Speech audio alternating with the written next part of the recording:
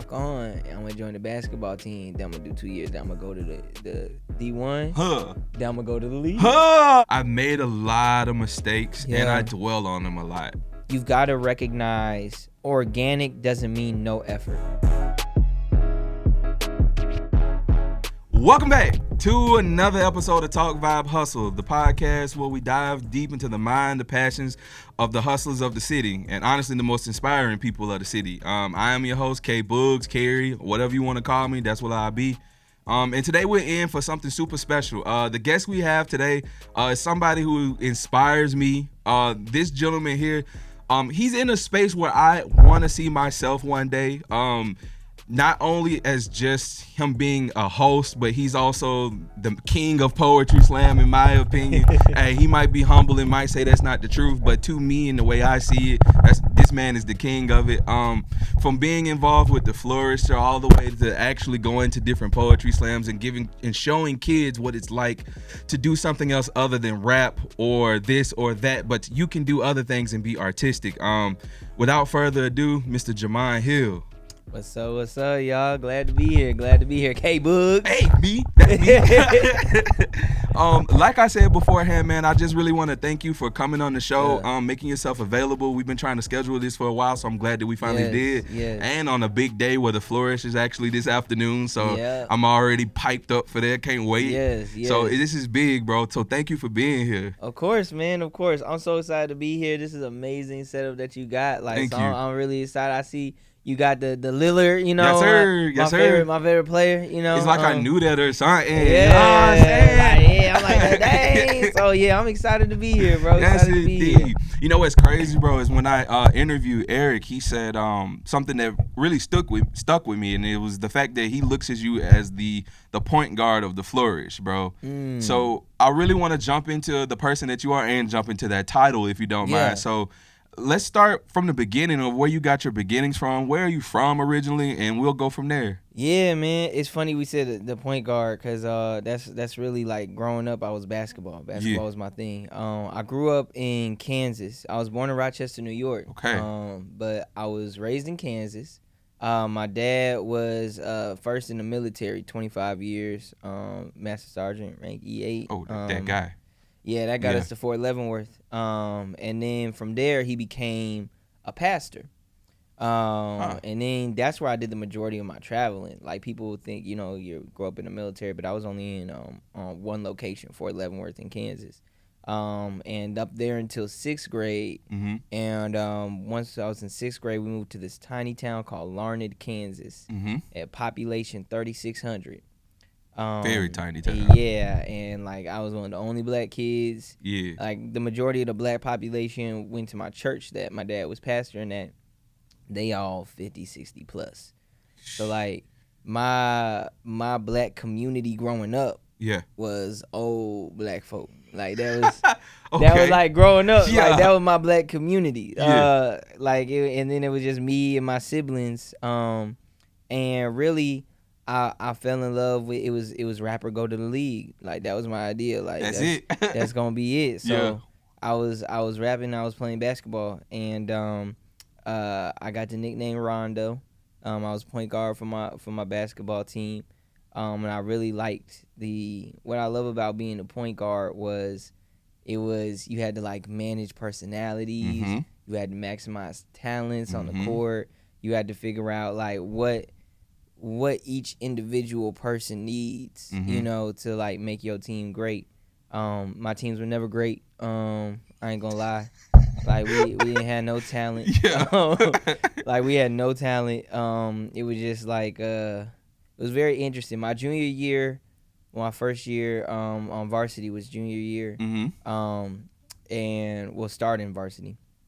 And they used to run a triangle and two on me and my boy Justin.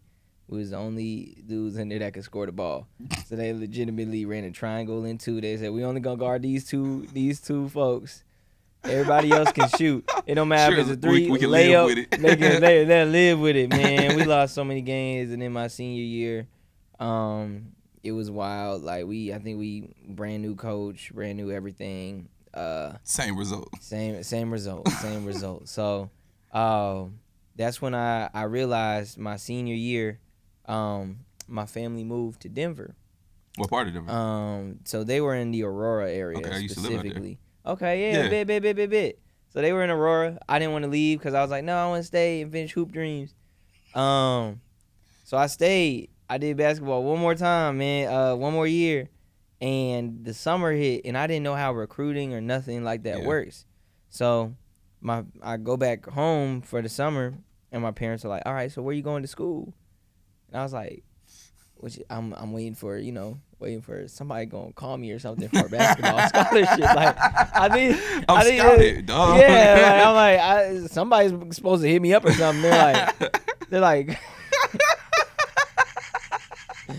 That's wild. I feel. I'm 18. I don't know how this works. I'm like, my team, we only won 4 games, but like, I'm going to the league, I'm nice, dog. Like, I'm nice, so I'm like waiting, and they're like, oh heck nah, bro, like what is you talking about? Like, you need to figure out college. You got to go to college. So I went and toured a few colleges during my senior year, and one of them was Hutchinson Community College in Kansas. Okay. And I knew that they hosted the NJCAA tournament every year, which is the NCAA tournament for JUCOs. Okay. And I was like, I'm going to go to Hutch. I'm gonna walk on. I'm going to join the basketball team. Then I'm going to do 2 years. Then I'm going to go to the D1. Then I'm going to go to the league. So I was like, I got it all figured out. So I was like, I know they said something about speech and debate scholarship. I'm going to call them. Okay. So I called them. I was like, y'all still got them speech and debate scholarships? They said, yeah. I said, all right, bet. I went, got the speech and debate scholarship, and went there and started doing speech and debate. Yeah. At a certain point, I realized I'm 5'10". I'm about 100-something pounds, like soaking wet, like 120. I go on a basketball visit. A school hit me up, Sterling College. I'm going there on a basketball visit. And I'm like, yeah, this is a chance. They not D1, they not D2, they NAIA, which is just another, I don't even know what that is. Different division. Yeah. Yeah. So I'm like there at the school and I'm watching them hoop, and I'm like, oh, I'm not. They not going to the league. I'm like, yeah. I'm not going to the league. It's the realization. I'm like, all right. So I'm like, I'm going to do this speech and debate thing. I'm going to keep doing this speech and debate thing. And I used that to get a full ride scholarship because we hosted the nationals, like JUCO and regular colleges. We hosted nationals. So that built a relationship between my school and my coach in all the best schools in the land. And so he sat me down sophomore year, and he's like, all right, like, where you want to go? Because you can go anywhere. So I was like, all right, like, I knew the number one school was Western Kentucky. I didn't want to go to no Western Kentucky. I was like, that don't sound fun. Mm-hmm. Next school was Bradley. I was like, I don't know nothing about this Bradley University thing. I ain't going there. I was like, I didn't want to go to like the top schools. I wanted to go somewhere and like build something. And rise. Yeah. So number 3 school was George Mason. They seemed weird. I'm not gonna lie. Yeah. Okay. And then it came out like a few years later that there was some weird stuff going on over there. Yeah, I was living there around that time. Oh yeah. Micah got a weird case. Why is he? Why is he around? like it was straight up. Like I was like, oh. Number 4 was Texas. That's where I wanted to go. Okay. UT Austin. They didn't offer scholarships. Mm-hmm. I was like, dang. And then Bama said they was gonna offer a full ride. I said, I'm going to Bama. I was like, and they had a bunch of black people on their team. I thought it was an HBCU. Oh. I was like, this must be an HBCU. There must be hella niggas on this campus, bro. Like, I was in there like, yeah, okay. Like, I'm going to Bama. It's about to be dope. Like, it's about to be so many black people I ain't seen. Like, growing up in Larned, like, it wasn't none. Yeah. So I'm like, I'm going to go to Bama. I'm going to do this speech and debate thing. And I'm going to get into politics, foreign relations. So I remember I took the very last, their orientation is called Bama Bound. Mm-hmm. And I'm always a procrastinator. I picked the very last Bama Bound the day before school starts. So my dad, we drive from Denver to Tuscaloosa. That's a drive. Like, and it's all backwoods. I Yeah. now know the area. Yeah. But we was driving through Arkansas in the rain, and then we was finally getting to, and the way the Bama camp is set up, we was coming down Jack Warner Parkway, I think it is, and it's all wooded area. Yeah, I feel like you're in the wrong spot.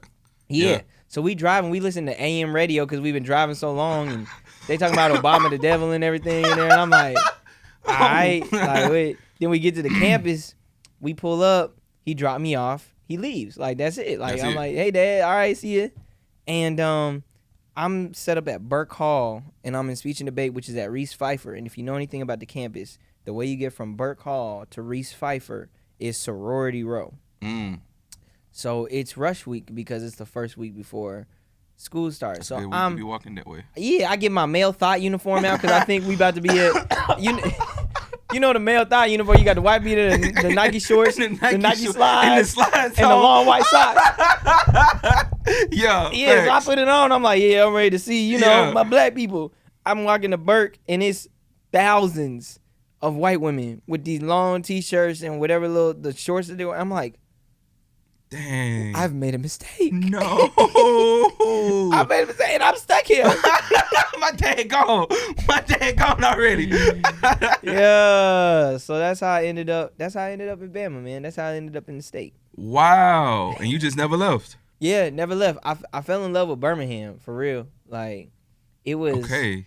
It was one of those things where I came here in search of black people.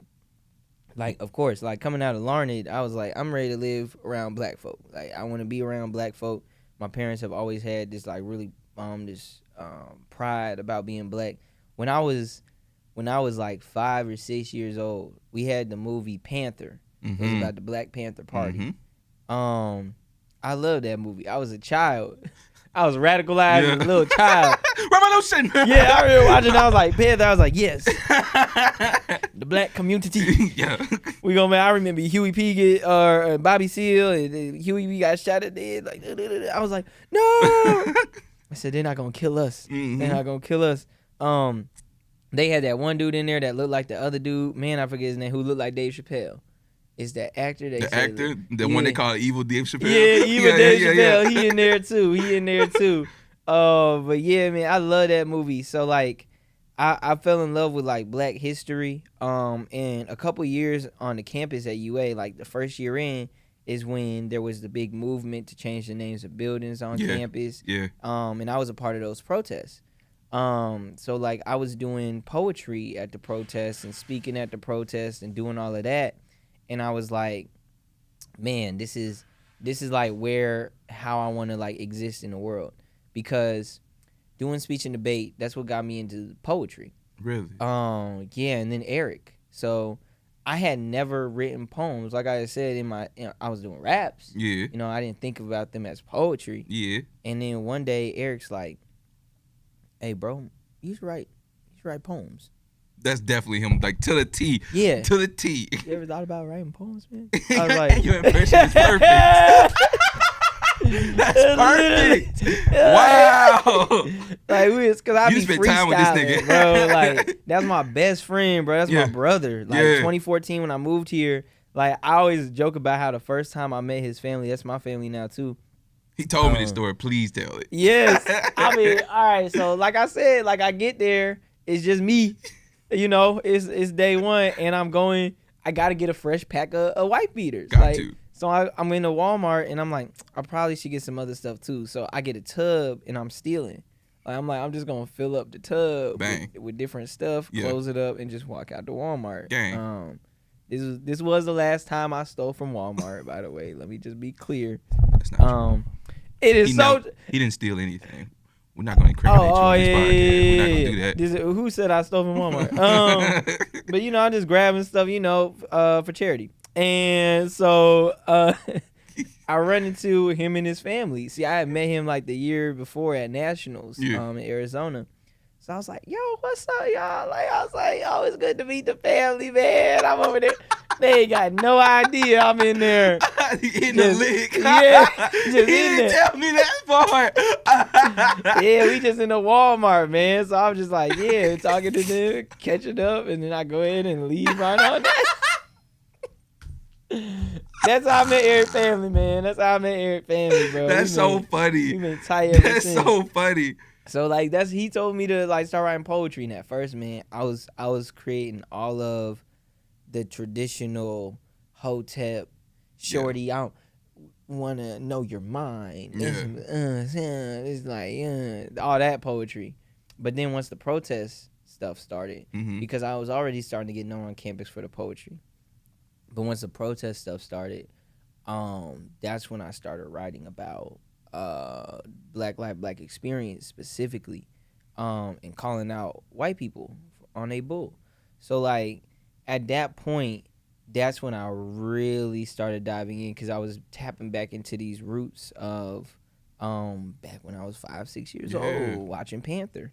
So like I'm making the poetry, then we're become part of the movement itself. So like it's not just me up there speaking at the rallies. I'm also meeting at 8 a.m. with Taryn, Kaylin, all the We Are Done folks, like meeting with Dr. Grady, talking about what are the actual policies and changes are we going to make. So I got to see the other side of in real what, time too. like what creating change looks like. So from there, it really just made me look at protests differently and like, okay, what is the action steps that are being made behind it, and how can we really work to create change? And I started doing that poetry, and I heard about other places I could share my poetry. And I heard about this spot called Bards and Brews in Birmingham, Alabama. I'm like, bro, I love Birmingham. I'm finna go out there to Birmingham, went to the Civil Rights Institute. I was inspired. I was like, man, the history here in this city. I go to Bards and Brews. I perform in poetry. I meet my mentor, my late mentor, Voice Porter. Rest in power, my guy. Rest in power. So like, he's like the first person to remember me for like doing poetry and stuff. Cause I was doing Bards and Brews, and then I was doing Sundays at the Carver Theater. Okay. So like he was a host for both of those, cause he was like the host for most things poetry in Birmingham. So like that's how I fell in love with the city, was like it being a space of Black history and also a space that appreciated me for my artistic craft and my artistic work. So once I graduated, it was only right. You know, I was like, I'm finna move here and I'm finna build what I built in Tuscaloosa, but I'm gonna build it here in Birmingham, because in Tuscaloosa I built a poetry organization, ASAP, Alabama Student Association for Poetry, and our whole thing was, how can we get money from the university? Because we found out that they had money and all these white student organizations was getting money, and we were like, wait, this is a system. We gonna figure out how to get money from the university, then we gonna teach all the other Black organizations how to do the exact same thing. So we was literally just taking money and giving it to Black folks. And all my poetry niggas from all over the country, we were flying them out to come do poetry and stuff at UA. That flew out. Yeah, out. I was like, yo, I got a whole hook tough. over here. We finna take money from these little white institutions. I said, I ain't gotta spend a dime. I'm finna take all this money from these white folks. We gonna put it in the hands of Black folks, and I want y'all to come down here and do the blackest poetry you got. Like, we finna do this whole Black history event. We called it a Blackout. Yeah. We would do this whole Black history event. Our first year was 2017 when Black Panther came out. Perfect. We rented out Edge 12. No. Yeah, we rented out Edge 12. And on the day of the premiere, we had 2 theaters, one for UA students, one for UAB students, and gave free tickets to everybody. That's bro. so dope. It was one of the That's a movement things. for real. Bro, it was so fun. We was all there. You know how everybody was on premiere day? Yeah, and our Black. blackest attire. Uber Black. Yeah, like I showed I up bought my a black dashiki for leather that jacket. Nigga, I'm telling you, like, we was out there, like, it was so tough. cool. It was so cool. Dang, so I'm mad I missed that. Dang. Yeah. Yeah. I still don't know what students, like, I think about this. Like there are people I've never met in my life, like, because we got, I think the Edge 12 seats, the theaters we had seated 50, so that's like 50 kids from UAB. Now let me tell you where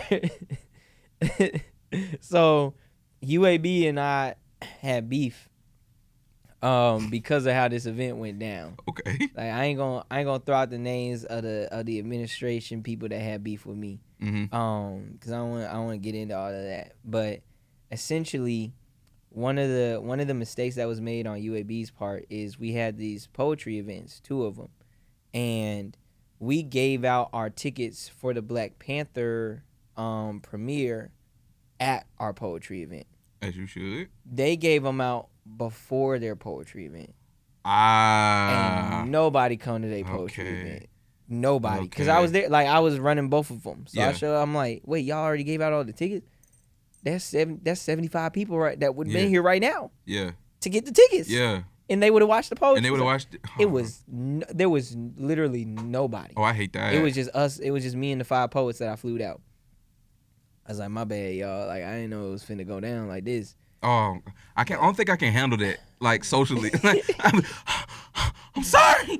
Well, the event though the night before was fire, Okay. and we were finna see Black Panther that That's night, so true, we didn't that's care. true, Like that's at true, that that's true, point, that's we true. like, I'm like, hey y'all see how we did at Yeah. UA, man. We made sure like it was a little different here, but that was just a little faux pas on their part. But they were mad at me. The administration didn't want to do the event in the first place, Okay. because Okay. they didn't come up with the idea. So it was kind of like, We love to see that. yeah. Don't we? So, but it was so fun because I'm like, there's like 70 or 50 to 70 kids at UAB that I will never, probably have never met, will never meet, that'll tell the story about like, bro, we got free tickets to see Black Panther. Like, Yeah, you remember when Black Panther came out? Yeah, Yeah. I've seen that for free, son. Yeah. They gave some tickets out for a video game show or something they was Yeah. having. I ain't go to that, but I went to see the movie. That's wild. That's tough. And it's cool because I'm like, yo, I don't even know those folks. But Yeah. I'm glad that I was able to help. Like, they got that story. That works. So with this journey so far, it seems like you've already created and started wearing different hats for yourself in different places. Yeah. So how do you keep up with that as far as when it's time to change hats? I'm really gonna tie it to and I love how Eric said point guard. I'm really gonna tie it to the point guard mentality because I haven't thought about it in this way until you mentioned that. And he said I was more like a point guard. When you on the court, there's times for you to score the ball. Yep.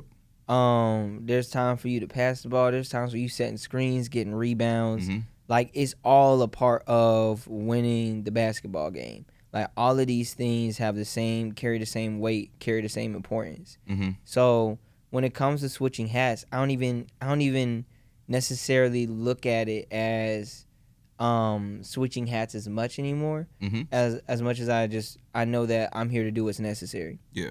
So there are times where it's like, hey, for example, at a high T, right? At a high T, I'm like, what are all the tasks that need to be done? Who's here to do what tasks? Where do they shine at? Where is they best put at?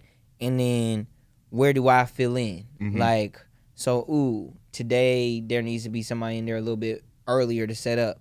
Okay, cool. I'll do that. Or, today we need somebody to run the sound booth because our sound person there. Okay, cool. Let me do that. Or today we need somebody to run the door because the person who usually run the door isn't there. Okay, cool. Let me do that. Yeah. And it's just a matter of, okay, cool. Like say it's something like running the door. Okay, I need to run the door today, which means somebody else is about to host. Who's the best person here to run host? Let me make sure I talk to them, let them know they finna host. Like make sure they good. Or say I'm hosting and somebody need to run the door. Okay, somebody run the door. Let me make sure they set up. They know how everything over here work and that they're good. Yeah. All right, cool. Now let me go do this host thing. Yeah. So like I'm approaching it all the time, like looking at it from like more of like a bird's eye view in terms of what are the things that need to be done, how am I operating in this sense, and there's no job that's too small or that's like not important enough. You're not above doing nothing. Yeah, I love that. Like because some people like, and I'm a stay tying into basketball, but some people just want to score the ball. And that's it.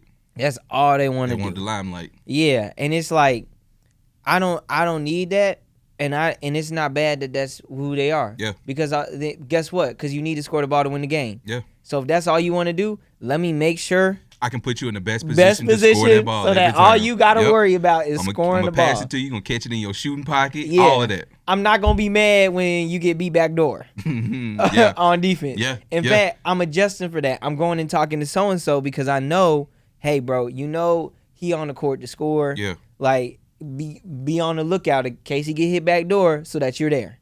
Right? Help defense. Because I know you like playing defense. And I know you love playing defense. So look, this is how we gonna make up for this right here. Yeah. Because we know that we can all agree. Hey, and I'm not asking you like I know. Yeah, I'm asking you to play some defense. Yeah. But I'm not expecting you to go out there and be James Posey. Right. You know. Yeah. Hey, real defense. Real good defense. I'm gonna give you some. I'm not expecting you to be Thabo Sapolosha. Right, you know, right. like. And I'm not expecting Thabo to be Gennaro Pargo. There you go. Look, I'm only gonna use obscure. I like that though. I'm gonna only use obscure. Like the real ones, though, they be hooping. They know. But For yeah. sure. Thabo. Never mind. Let me not go too deep into basketball. You know who couldn't shoot? Robeson. That man played defense. Couldn't hit I think his free throw percentage was like 40%. 4. Just straight 4. Whole he was career. worse than Shaq. Yeah. Like how you? Hey, but you know what? He played very good on-ball defense, though. And he fought through screens like no one other. Bruh, the best screen, so that's one of the things that is my favorite thing about basketball. Screen navigation.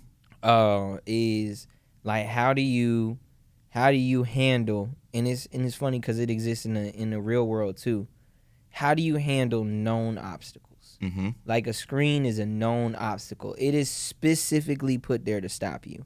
And it's like knowing like who you guard. If I'm guarding Steph, I got to go over the screen. I can't go under the screen. I go under the screen, that's a bucket. Exactly. So understanding that is very important. Yeah. A real hooper know that though. Yeah, screen navigation is everything, man. I like watching Matisse Thybulle back when he was with the Sixers. Matisse Thybulle is excellent. Drew Holiday is an excellent screen navigator. But I used to watch how do they navigate screens? How do they shoot the gap? How do they fight through screens? Because I was like, even when I'm playing pickup, I'm like, I want to be the best screen navigator. That's easy. I hate switching. I do too. Because if it's definitely pickup ball, I picked guarding this guy for a reason. I've been watching over there for a little while. He plays to a way that my weaknesses on defense are X, Y, and Z. He don't do that, so that's perfect for me. So if I run into a switch, no, I'm not switching. I'm staying. I'm going over the screen. Or I'm gonna foul him. We gonna stop ball. Whatever. Yes, that's hilarious. Because I'm always I'm like, I want to pick up the best player. Because I know ain't nobody here at pickup ball here to play defense. Nobody is ever to play defense. And I'm a good defender, so that's what I'm gonna do. I'm gonna do that. It's all point guard to me, man. It's all point guard. You just assessing situations. My partner like that. He when we play pickup ball, he doesn't want to score. He was like, I want to guard the person that everybody says is the hardest person to guard on the other team. That's my job, and I want that the whole game. He said, because if I do that and A, tire him out, and B, he don't score as much, we gonna win. Yeah. And he thrive off of that. And I love that about playing with him specifically. Yeah. I'm like, I know I ain't got to play that much defense. Yeah, that's the way to do it. Jimmy hit a scrap today. Yeah. But back on subject, one thing I want to talk about that I noticed during the Flourish is the teamwork that goes into it. Yeah. How did you? Well, I don't know if this is a you thing, but how did that team become one, and how do you guys work on that team chemistry? Yeah, so it's always a work in progress. That's the first thing I think people got to understand is it's always a work in progress because we are all friends or we're friends at one point, and it's one of those things where you're gonna be mad at each other at times. You're gonna have awkward scenarios at times. I had our events coordinator. We had dated for 4 years. 4 whole ones? 4 years. So it's one of those things where it's like coming out of a breakup. That's tough, right? But you still got to figure out how are you going to get the job done. Yeah. This is bigger than us. And being best friends with a lot of your coworkers and stuff, y'all gonna have falling outs. Y'all gonna have moments where you not happy with each other, upset with each other. And we've had some incredible beefs that have gone on behind the scenes or whatever. But one of the things that we always try to do and maintain is at the Flourish, one, we have to understand that we care about each other and we care about the mission. which is helping artists bloom. And because we care about each other and we care about this mission, we've got to move with the best interest of everybody at heart. Yeah. Like, and sometimes it's hard to believe that, it's hard to understand that, but it's how we always lead. Like, is how we have to. So that's how, like, the chemistry and that teamwork, like, continues to build, is because we when showtime hits, man, it's showtime. You feel me? Yeah. Like, when showtime hits, like, we gotta figure out who's hosting. Yeah. And then they gotta go up and host. Yeah. Like, we can't be or we gotta have somebody at door. Yeah. Because people are walking in. Yeah. And we gotta greet them with a smile. Yeah. Like, and we like, it's like you there and you in there and you're figuring out, how can I work to help this person, to put us in the best position for how we're going to look as an organization and how we're going to create an environment for people. But it's we have bi-weekly meetings. I meet with everybody on the team on a weekly basis. We try and do, like, we call them collision events now, where we're just, like, doing stuff like hanging out, things like that, to just build team chemistry. It's something that people will talk about, building stuff organically, and I think that you've got to recognize that organic doesn't mean no effort. I think a lot of times people think organic. You said something. They're like, oh, it's gonna happen organically. Yeah. And do nothing. Yeah. Like, if I'm building a friendship organically, at some point that means we hang out. We link. Yeah. That requires intention and action. Like, but people be like, oh, it'll happen organically. It's like, and then they'll get mad when somebody's trying to be intentional with spending time with them. Like, oh, they trying too hard, or they pushing it, or they trying to be intentional about hanging out. It's like when people talking about somebody trying to holler at them, right? Yeah. And it's like, no, when you like that other person, you don't mind that they call you every day.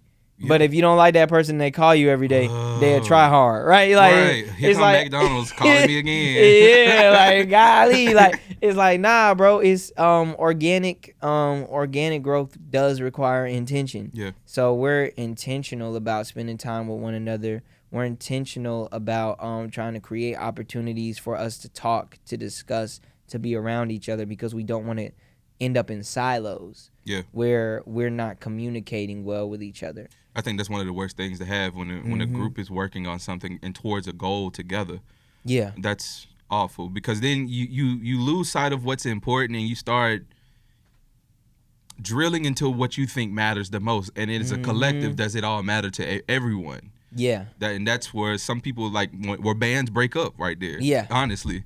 Yeah. So your why. Gotta remember your why.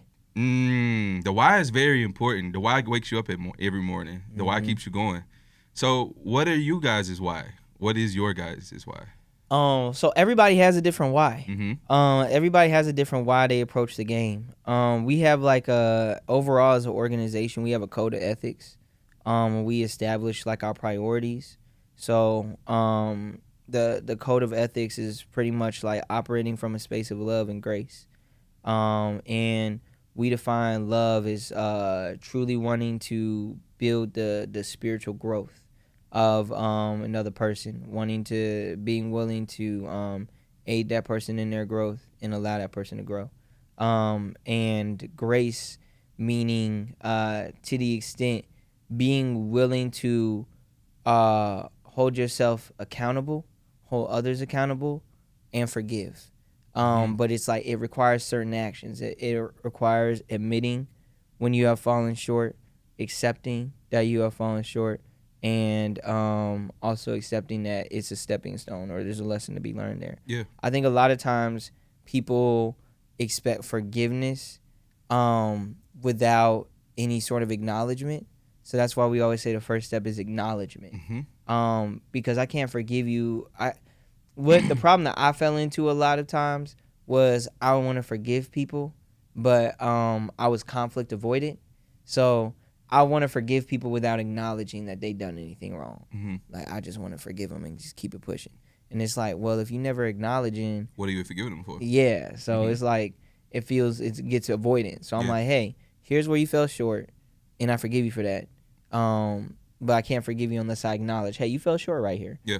So that's like a growth point that I'm learning personally, is like getting into that acknowledgement phase and being willing to acknowledge. And that's where true grace can come in, because it's like, hey man, you fell short here, but that's cool. That's cool because we love each other and we want growth, and this is actually needed for growth. Yeah. You can't grow if you're perfect. Exactly. You can't. So if we want growth, then we need failure. We need it, and it should be celebrated, because failure is a part of the journey. Yeah. And the journey is more important than that. Whatever end result. AJ Brown just said this winning the Super Bowl. He was like, man, when I got here, when I won the Super Bowl, I was thinking like I was about to feel this like amazing feeling. And what I realized is I actually like the journey of it more than that result. And I think part of one of the benefits of getting to the point where I got to in poetry, and being able to like reach those sort of heights, is I realized that those heights don't matter. There's this dude, Richard Rohr. I read a ton of his stuff. He talks about how we spend our whole lives climbing the ladder to get to the top. And when you get to the top, you realize ain't nothing up there. Like it's like Miley Cyrus we saying, it's the climb. Like I always say, like, yo, I'm like, yo, it's crazy how we got all of these things that teach us this, but we never really believe it. And you'll see it a lot of times in different communities or spaces. Yeah. Because the people at the top aren't actually the worst people to be around. It's the people who are almost there. Yeah. Who like have this idea of they want to get to the top and they feel like they have to be a certain way to get there. And they're selfish a lot of times in different ways, or conniving in different ways, or trying to keep others down. Yeah. While those at the top realize, oh, it ain't really, it's lonely up here. Yeah. And it's like it's not as important as I thought it was. But it's because you had it. Yeah. And I think that's one thing that we've got to understand too. Like once you kind of get to a point of realization of, oh, it's not about being the best at this thing.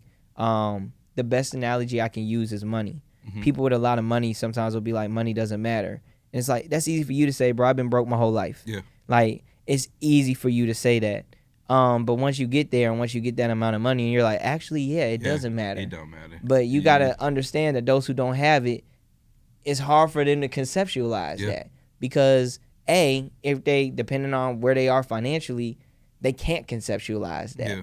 They because like, money is everything they need at that point. Yeah, it's like I don't have access to water like that. I don't have access to power like that. I don't have access to transportation like that. Yeah. So money means more to me. So I hope that in a lot of ways we can help people realize. I think part of helping people realize that some of those things don't matter is providing them access to some of those things. Yeah. Like this person with all this money saying money don't matter ain't giving up $1. Yeah. If it don't matter, let me see some. Yeah. Like don't name a few. Don't name a few to a good cause, my boy. Like I'm telling you. So one thing I wanted to talk about while doing my research about you, I found the 2017 Individual World Poetry Slam. Oh, Lord. And I watched that video. We just listened to it a little while ago before you came in. Black Boy at the middle school dance here. Oh, Lord. What a throwback. Bro, I'm going to tell you the full scope around when I watched it the first time. So this was, me and Eric met one day for coffee one morning. We were just talking ish, and I told him, he was asking me, do I do anything other than podcasts when it comes to creating? And I was like, yeah, bro, from time to time I write poetry, but I don't think it's that good, but I write stuff. Yeah. And so he was like, let me see. So I let him see something that I wrote. And he was like, oh man, this is so you can do it. Like, let's get some stuff. Let's do it. Like, write a couple more. I want to see what else you come up with. Yeah. And I left inspired. I was like, oh yeah, I can do it. Yeah, my man said I can do it. My man's told me. So I got to the crib, and this was also around the same time when I was preparing questions to have you on the show, right? So then I found this video, and I watched this, and I was like, I can't do that. No. I was like, I'm not capable of being that dope, bro. I'm like watching that, and the way you make so many analogies from dances to stuff that everybody is totally culturally aware of, but yet bringing that back to being woke was like, I have no talent at all. There's no way I could possibly do anything like that with my life, bro. So like, where was the? Obviously, there's inspiration in the way you just said, the way that you grew up, but to write something like that, where did that come from, bro? That's hilarious. That's so hilarious that you picked that poem. I think I performed that poem at a poetry slam one time, and it was that time. Like it's so context to the poem, and then context to the slam. The poem, I think that I wrote that as part of it would have been, because that's 2017, it would have been part of my book. I was writing a book, and the way that the book got set up was traveling and doing poetry slams. You meet all sorts of people. I was in Austin, Texas. I met this man named Christopher Michael. Had always looked up to Christopher Michael, ironically, because he had this amazing persona poem about 16th Street Baptist Church. And random nugget, when I started ASAP and we got to pay people to come and perform, he was one of the first people I picked because of that poem about 16th Street Baptist Church. Yeah. And then when I flew him out here, he got to perform 16th Street Baptist Church persona poem on the steps of 16th Street Baptist Church. That's tough. Like it was an amazing That's a like, moment in history, high key. Full circle moment, bro. I'm telling you. So we're sitting there talking. He's like, man, I want to publish a book. Whenever like you publish your book, I'm starting a publishing company. Whenever you have a book, he's like, let me publish it. And at that time, I'm in grad school, and there's a class, Gender and Communication, and Dr. Robin Boylorn, my hero. So Dr. Boylorn, she has this assignment where we have to make a gender scrapbook. And you're supposed to like find photos from your childhood or whatever, and like to talk about gender in different sections. And I was like, Dr. Boylorn, I don't want to make a scrapbook with a bunch of photos. Is it cool if I just write some poems? She was like, yeah. And like that happens, and Christopher Michael tells me he wants to publish a book at around the same time. Hey. So I'm like, bet, I'm about to make all these poems for this book, and then for my assignment, instead of a scrapbook, I'm gonna have a real book. Like, take that, classmates. I was like, yeah, I'm gonna do this. Because at this time, I was trying to like write as little papers as possible, and just do poems instead. I was like trying to, make it like write less papers, less grammars involved and everything. I can just this poem right here. So I believe that's where it came from, even though it didn't make it to the book. I remember being at middle school dances, bro. And at middle school dances, I was the only black kid, and like I was very scared about my blackness being called out. Like, and for people saying that I wasn't black enough. I actually made a whole one-man show called Black Enough about it. And it was one of the key, it is like literally the climactic poem in that piece. Yeah. Because it speaks to how in middle school, man, and this is wild, like thinking about it as an adult, but as a child, your entire world are the people around you. So I was literally in a space where I was afraid that a bunch of little 12, 13, 14-year-old white kids was going to say I was not black. Yeah. Like, those were the only kids around me. And the worst part about it is, like, we had a Bill Clinton at our school. Like, the first black president before a black person showed up. He lived across the street, Justin Rattle. Like, the Rattles were the black family before we got there. Yeah. And I'm not going to shout them out because later more shit happened with them. And they know what's up. But like the Rattles, like they had that image, and it's not like they asked for that image, but that's what they had. They were the black family. Justin was like the hooper. Like me and Justin, we hoop together. Like that's my boy. Like we hoop together, and everything. But like I was always like in fear then of like they gonna say I'm not black. They gonna say Justin is blacker than me. That's wild, like, but I can understand that. Yeah, so like at the middle school dances, bro, I used to study every dance, bro. I cranked that Soulja Boy, cranked that Yank, cranked that Aquaman, cranked that Batman. I'm over there, kiss the little hat. I can kill that to this like, day. Bro, to this day, bro, to this day. So I'm like, I'm sitting there and I'm like, bruh, every dance is my opportunity to prove to everybody I'm black. Like, that's what that is. And getting older, I realized, like, man, I was really doing that for white people. Yeah. I was like out there dancing, trying to prove my blackness to a bunch of white people. Yeah. That's wild. That's in actuality, as a grown man thinking about it, that's wild. That's wild, bro. Yeah. It's like it was a wild time. So like Black Boy at the Middle School Dance and Dialogue, that's really what it is. Is this idea of, am I dancing for my own joy, or am I dancing because I want these white people to think I'm black, and eventually learning and figuring out how to like just dance for myself, and like it don't matter what these other people are saying about you, nigga. You a nigga, like you black, like it literally does not matter. So that was the dance and dialogue. What makes it funny about the slam, that was my first world poetry slam where I had made the final, because my first poetry slam ever was the world poetry slam, I believe. Like I just googled poetry slam because I was like, I'm gonna find poetry slam. Googled it.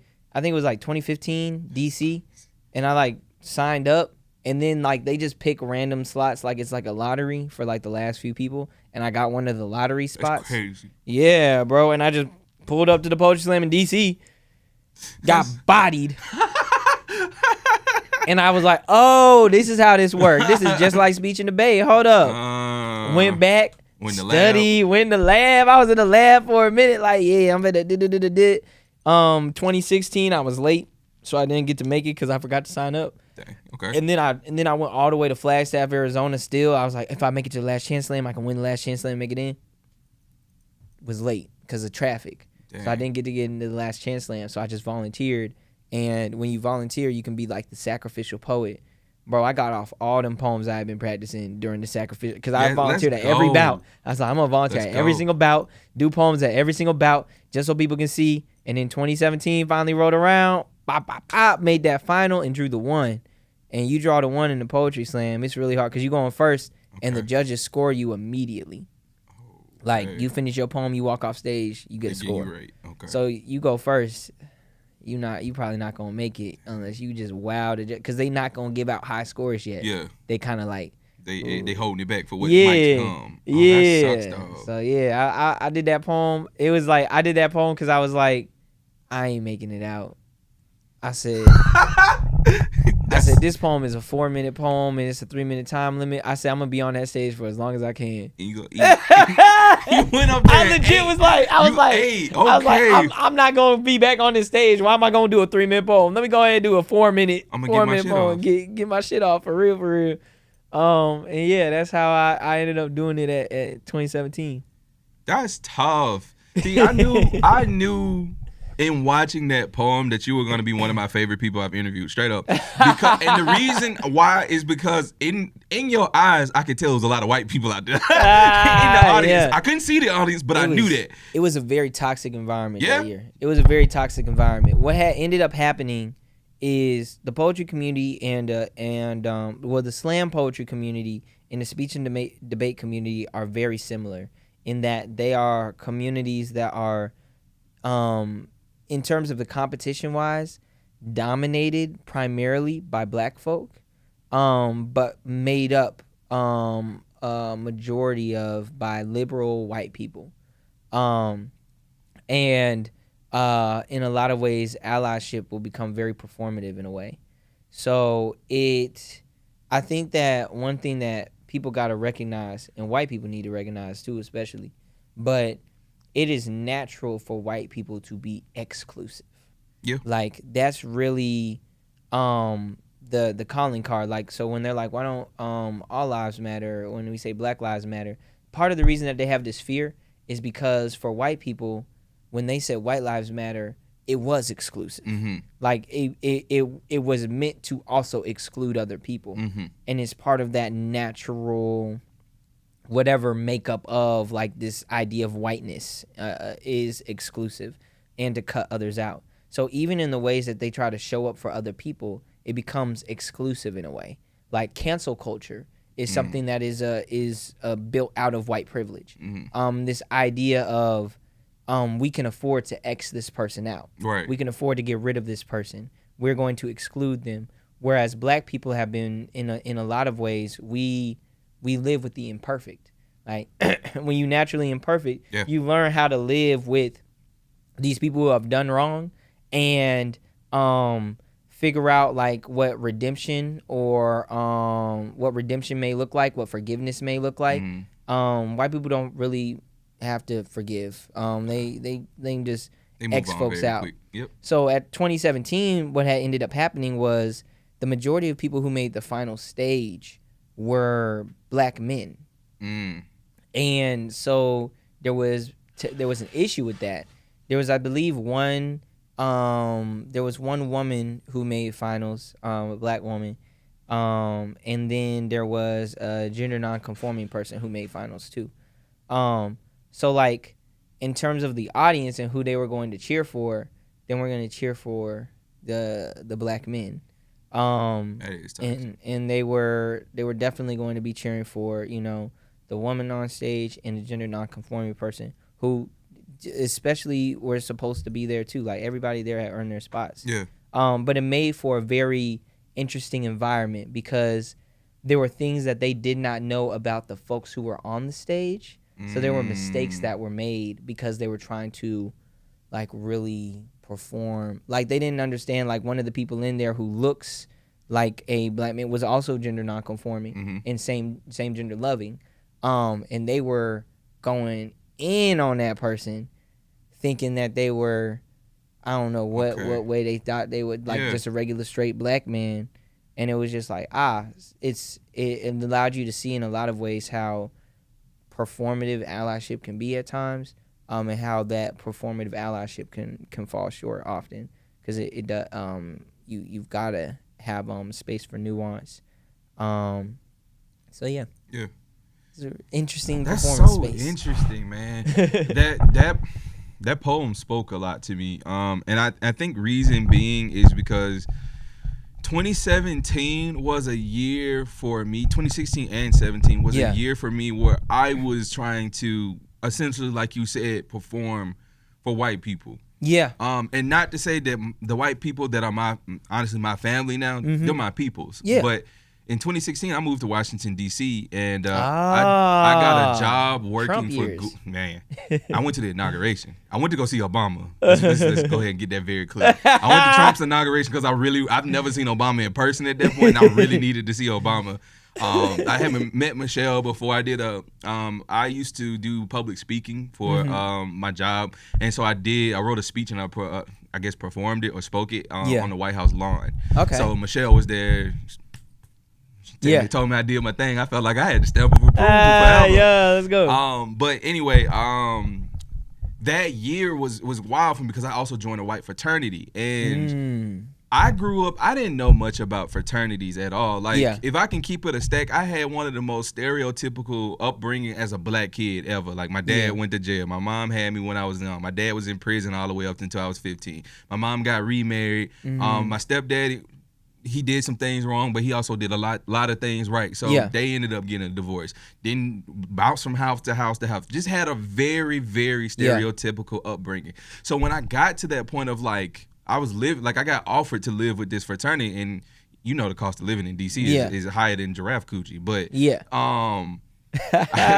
when I got hit up about living situation, somebody told me I can stay with them for $500 a month. Yeah. And it was a good friend of mine too, and he was like, "You can just be my roommate, and you only have to pay $500." Shoot, I'm in. Yeah. I'm locked in. And then I get there, and he was like, "The only stipulation is you got to join the fraternity." So, me not being aware of my blackness and how much it actually mattered, I did it. Yeah. Now, granted, I literally regret nothing in my life. Yeah. I don't think, like, if you do anything, you're never supposed to regret it because at some point or another, it's the reason why you are where you are today. Lessons learned. Exactly. So, like, I found myself in a place where it's like I'm surrounded by all of these white guys, and I'm learning that we're from two different worlds. Yeah. One guy, his grandfather is the co-founder of Verizon. My grandfather is the co-founder of an ice block. You know what I'm saying? Like, we come from two different worlds, and then understanding, like, and trying to get them to understand the world that I live in, but at the same time trying to understand theirs. There's a moment where you start to have an identity crisis because it's like I'm around all these people, and I'm starting to embed myself in their culture, and there's no signs of my culture around. Yeah. There's no signs of anybody that looks like me, talk like me, or anything. So at that point, they fucked up, and they allowed me to not fuck. They ain't say fuck up, but they messed up by allowing me to help with recruitment. And I took that and I ran with it, man. Anytime I seen somebody that looked like me or at least had that swag of like, you got some black friends, don't you? You got a lot of black friends. I'm looking for that.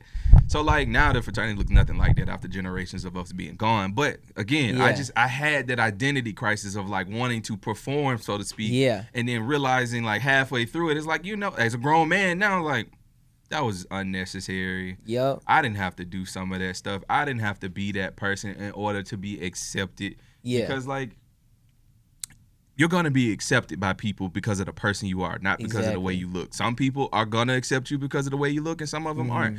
But acceptance has nothing to do with that part, I think. Yeah. And I think, like, too, on that piece real quick, like, acceptance is, it's like this.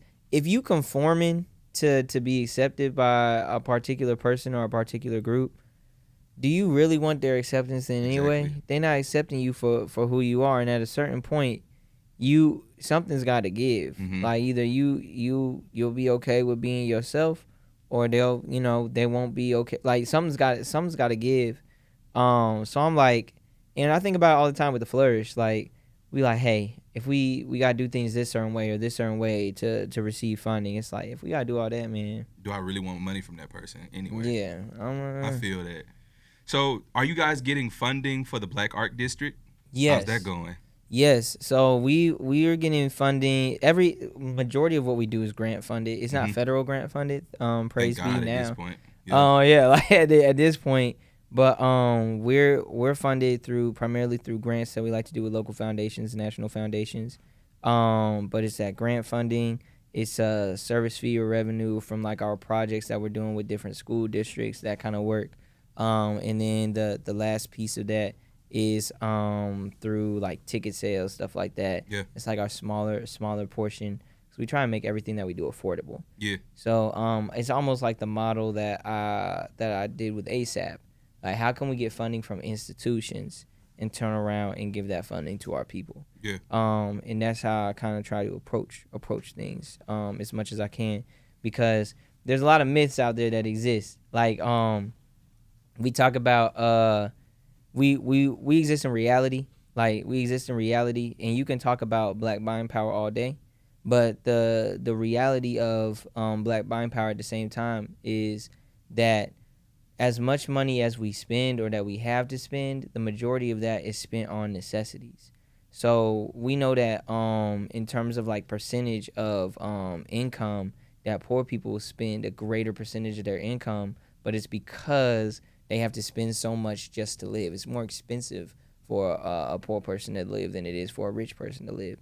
So with that in mind, we're like, we are built by our community, but we do understand we're doing a disservice to our community if we're not also securing funding and bringing in funding to help build up our community.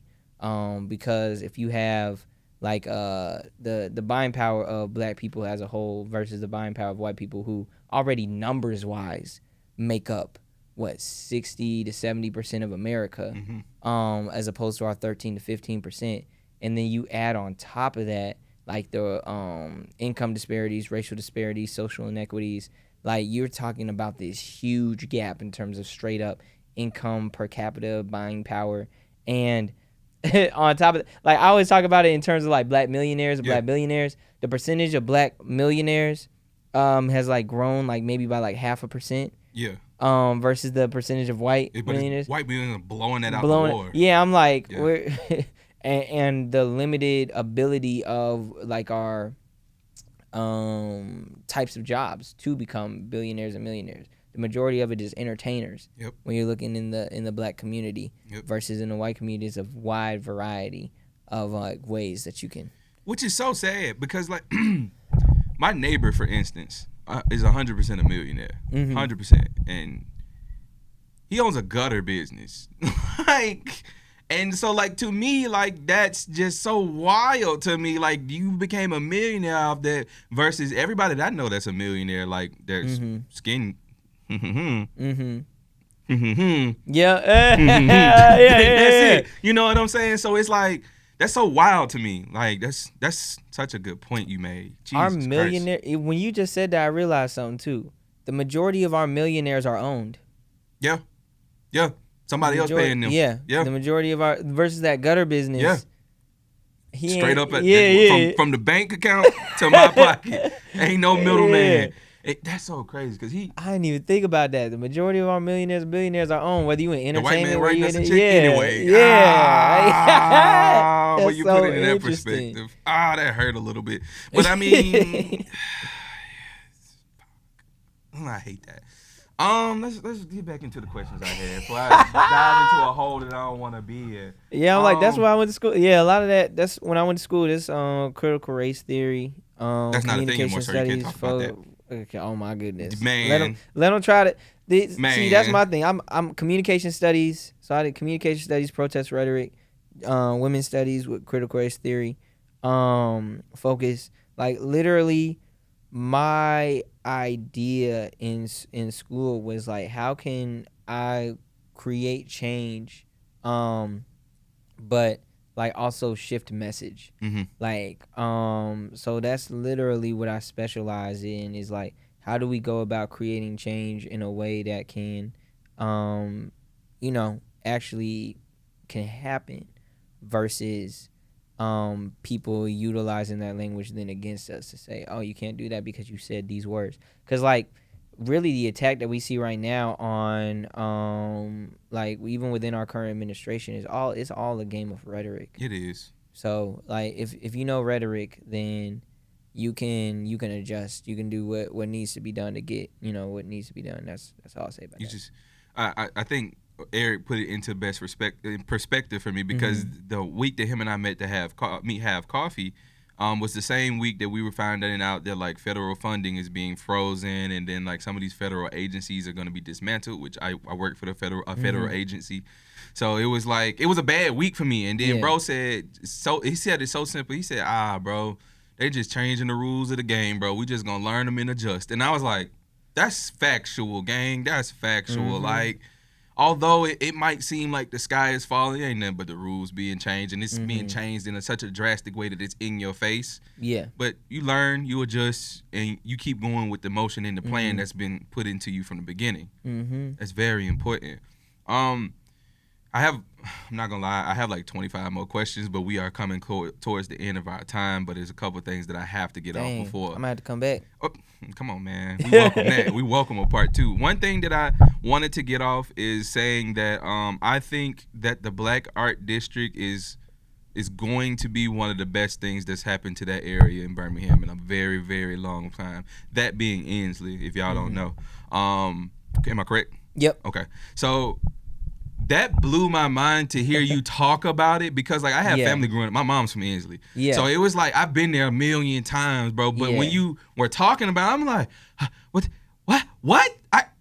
A, how do I get involved? B, this is the best thing that happened to this area in a very long time, because there's a lot of predominant Black people in that area, and there's a lot of history in that area that people from the city don't know about. Yeah. And bringing something so positive to that area is beautiful to me, because I am a person that's all about let's shine light on the positive stuff here, man. I've grown up in Birmingham. I've lived on both sides of the law, in the sense of like my father went to prison, not like a little boy jail. My dad went to prison, and here I am working for the federal government for 11 years. You know what I'm saying? So it's like I've been on both sides, and especially living here. Yeah. And we need more positivity. We need more good things going on. Honestly, we need more Jamon Hills in the city, man. And Carries, don't forget that. I appreciate it, bro. I appreciate it.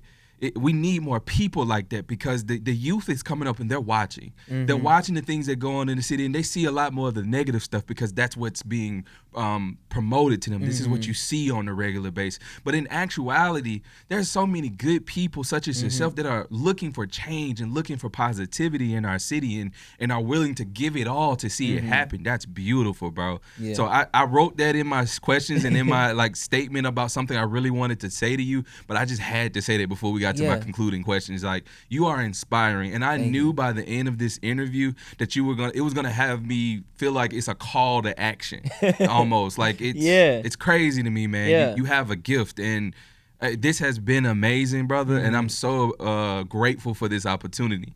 But now we're gonna jump into these conclusion questions. Let's do it. So, first question being, comes the future version of yourself walks in through that door, right? Yeah. You got 2 questions. Go for it. All right. What's good, my guy? So, one question, done. yeah. That's like the first one. What's good, my guy? And then the second question, and I don't know why this is the one that popped up, but I'm like, are you still forgiving yourself? Like, that was the next question. I'm like, first, what's good with you? Second, are you still forgiving yourself? I think it's a journey. It's a thing that I'm constantly practicing, constantly doing. Morning journaling, morning gym work, morning all of that to like maintain mental health.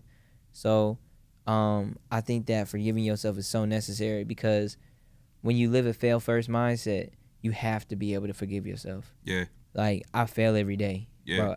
I like, what's that phrase? It was like, niggas die every day, B.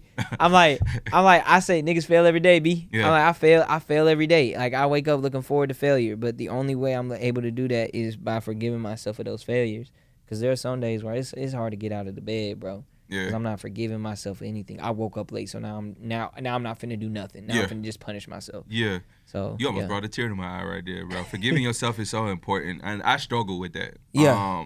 A lot of people who look at me from the outside looking in, you would think that I have it all figured out. I'm super happy on a regular basis, and that I don't make mistakes. You would think that looking out on the outside looking in, but I've made a lot of mistakes, and I dwell on them a lot. I really, really do, and I don't forgive myself a lot of the time. If, in fact, my wife will attest to this, I use myself like a punching bag. I beat myself up a lot. I talk negatively to myself a lot, and quite frankly, it's not a good thing that I do, because it's at some point or another I do start to internalize those things, and I don't think that's a good thing. So like I said, you almost brought a tear to my eye, because I do need to do a better job of forgiving myself and moving forward and be like, that was a mistake. But every day, like you said, look forward to making a mistake so that you can learn from it and move forward. So I appreciate that. That was, for me, low key. I don't know how I popped up. I was like, shoot, what's good? I was like, damn, we down one. You forgiving yourself, bro? Yeah, all right, that's real. Second that's question. Real. If you were able to put a song, like an album cover right here for everybody to see, what song would you think describes your journey up until this point? Bro, it's funny because I think about this all the time. I think about this all the time. I have like a last 10 songs. Like, if I was like gone like 10 songs, and me and my partner, one thing that we did when we first started dating, I would ask her, like, give me 2 songs to describe your week. Right now, the only song that's popping up in my head, when I was talking, I was trying to give myself time to have a different one. But it's the one. It's the unofficial official like theme song of the Flourish. It's trippy. Boz and J. Cole, and Anderson .Paak. I don't even know if Boz is on that one, but I know Anderson .Paak and J. Cole isn't. Came down the block with something sick, but it's rented. I don't give a fuck, bitch. Either way, it's rented. But one of the things, come meet me in the middle. You and I will always be somewhere in between. I think like that idea of like meeting in the middle. I don't know. It's the album cover of Oxnard and its trippiness.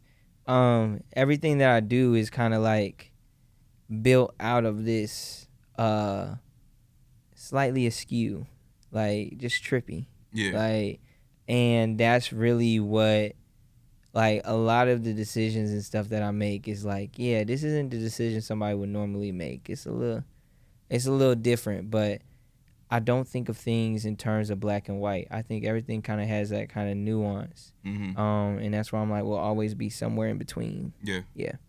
Okay. That's a song for the day. That's tough. Yeah.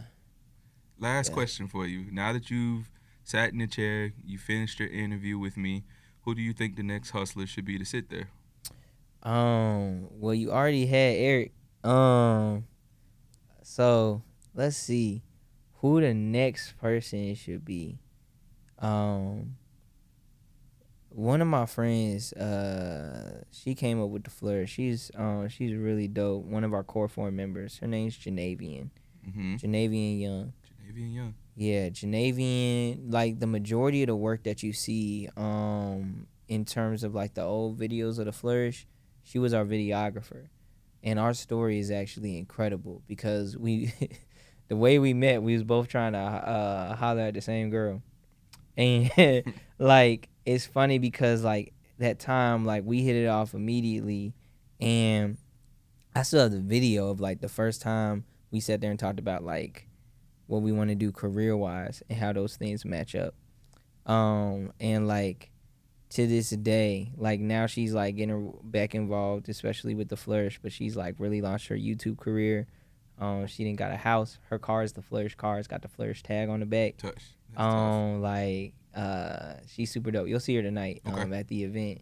But she is like, and she's working on a book, and her book is incredible. Yeah. Yeah, like I've been reading it as part my morning devotional. Just the way that she sees the world and her outlook on the world is like mad inspirational to me. She's a big inspiration of mine, but like the way she approaches things, the way she gets work done, the way she's building her mind for content, and she's working with me on a documentary, on the Black Arts District. So she's the creative director for the documentary we're doing. But yeah, she the GOAT. Okay, I'm gonna have to DM something like that to get in for that. I like that. That definitely fits what we do here. I love that. Okay, well, that's all I have for you this time. We're gonna have to definitely do a part 2. Yes. Because this was amazing for me. Tell everybody where they can find you at, what you're working on. Go for it. So y'all can find me on the first place. I always say the Flourish Alabama at the Flourish Alabama on Instagram. I think we got a TikTok now too. Our intern got us on the TikTok. theflourishal.com. And then personally, Jaman_Rondo, theme of the point guard, JAHMAN_RONDO. That's where I'm at on Instagram, and I think that's where I'm at on Facebook too, but JamonHill.com. And yeah, working on documentary about the creation of a Black Arts District in Inslee. You'll catch me randomly doing poems across the country. I got Baltimore next week, I believe. And then Family Feud, February 25th, I think is when the first episode Family Feud drops. So I don't know when this comes out, but Family Feud will be that's forever, I guess. They put it on Instagram or on YouTube or whatever. So yeah, that's where you can find me, what we're working on. Always check out what the Flourish is doing. We're doing so much. Oh my goodness, we're doing so much. So yeah. All right. Well, that's been another episode of Talk Vibe Hustle. Like the video, subscribe to the channel, and please come back for next week as we're going to have another one for you. Peace out. Peace. Yeah. That was